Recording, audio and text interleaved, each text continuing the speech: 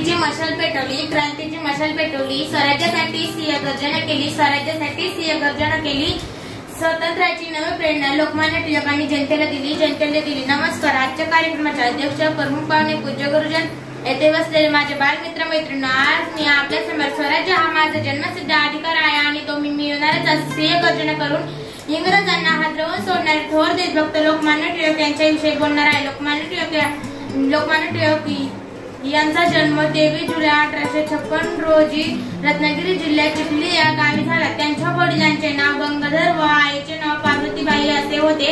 लोकमान्य टिळक लहानपणापासूनच खूप हुशार व अन्यायाविरुद्ध पेटून उठणारे होते. प्राथमिक शिक्षणानंतर त्यांनी टेक्निकल कॉलेजमधून पदवी प्राप्त केली, तसेच वकिलीची पदवी मिळाली. सिंह गर्जना करायला काहीच पण सिंहाचेच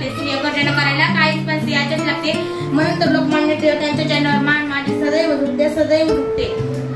त्यांनी स्वराज्याला जागृती व त्यांनी जनतेला स्वराज्याबद्दल जागृती व प्रेम निर्माण करण्यासाठी केसरी व मराठी वृत्तपत्रे सुरू केली. याशिवाय लोकांना एकत्र आपण राष्ट्रीयत्वाची भावना निर्माण करण्यासाठी शिवजयंती व गणेशोत्सव साजरे करणे सुरू केले. त्यांनी शेतकऱ्यांना त्यांच्या हक्काबद्दल जागृत केले.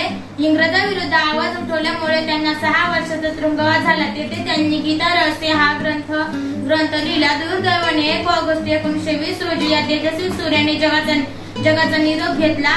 शेवटी जाता जाता एवढेच म्हणेन, टिळक होते जहाल, सोसविना लोकांच्या हाल. टिळक होते जहाल, सोसविना लोकांच्या हाल.